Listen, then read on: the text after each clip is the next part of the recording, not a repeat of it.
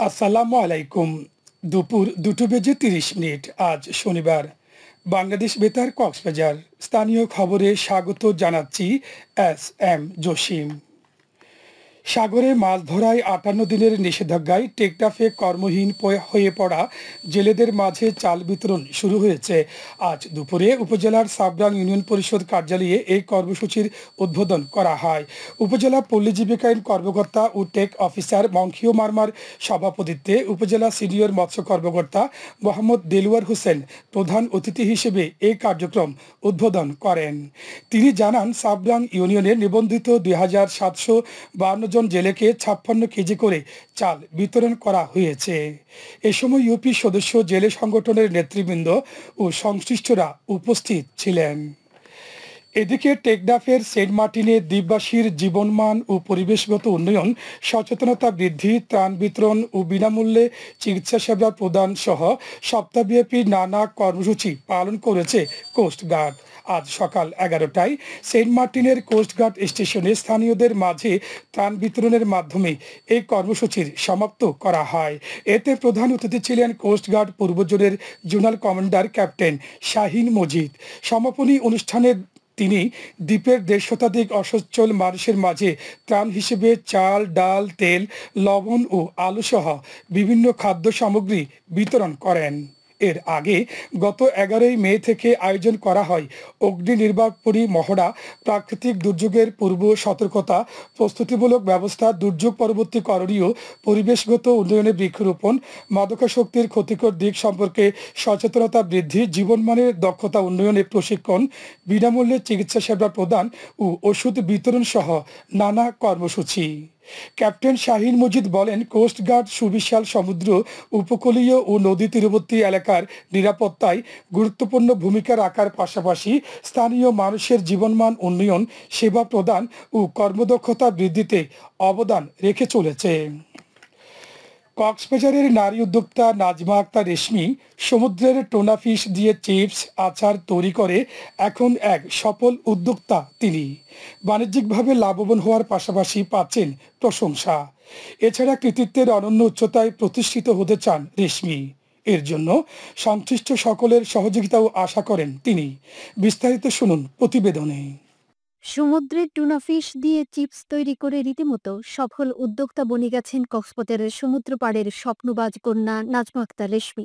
শুরু থেকে ভিন্নধর্মী কাজ করার ইচ্ছা থেকে গড়ে তোলেন পালঙ্কি কন্যা নামের ছোট্ট একটি প্রতিষ্ঠান।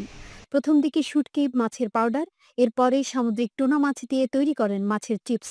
জানিয়ে রেশমি বললেন, সরকার বা কোনো উন্নয়ন সংস্থার সহযোগিতা পেলে মাছের এই চিপস আরও উন্নতভাবে তৈরি করে কক্সবাজার সহ দেশের সাধারণ মানুষের কাছে পৌঁছাতে সক্ষম হবেন তিনি। মাছের চিপসটা বাচ্চারা আরো খুব মজা করে খায়, তো সেই জায়গায় যদি আমরা প্রয়োজনীয় সাপোর্ট পাই তাহলে আমাদের এই মাছের চিপসটা আমরা শুধু কক্সবাজার না, সারা বাংলাদেশে ছড়িয়ে দিতে পারবো। এবং এটা এখন আমরা খুব ম্যানুয়ালি করছি, অনেকটা সেমি ম্যানুয়ালি বলতে পারি, কিন্তু আমি চাই এটা ইন্ডাস্ট্রিয়াল পর্যায়ে যাক।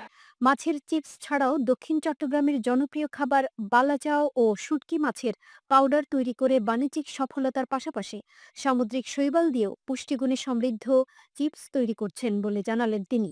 মাছের পাউডার তৈরি করছি বালাচাও, এবং সেই সাথে ফিশ বল, ফিশ সসেজ এবং সিউইড দিয়ে অর্থাৎ সামুদ্রিক শৈবাল দিয়ে আমরাও চিপস করছি। অর্থাৎ মাছ এবং সমুদ্র কেন্দ্রিক যে খাবারগুলো তৈরি করা যায় এবং স্বাস্থ্য সচেতন মানুষদেরকে টার্গেট করে আমরা আমাদের এই প্রোডাক্টগুলো তৈরি করছি।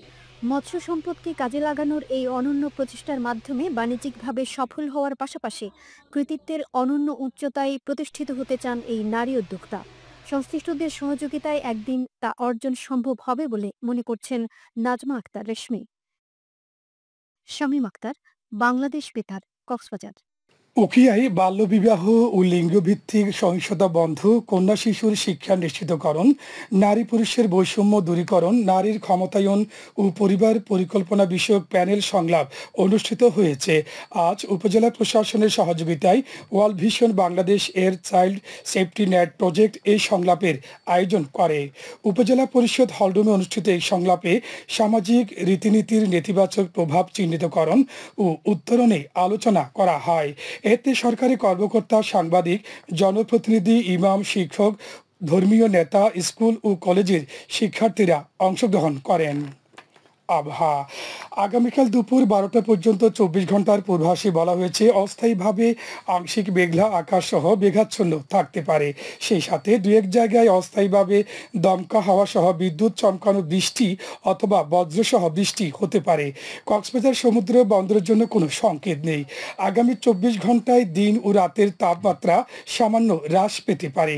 আজ সূর্যাস্ত যাবে সন্ধ্যা 6টা 24 মিনিটে। আগামীকাল সূর্যোদয় হবে ভোর 5টা 13 মিনিটে।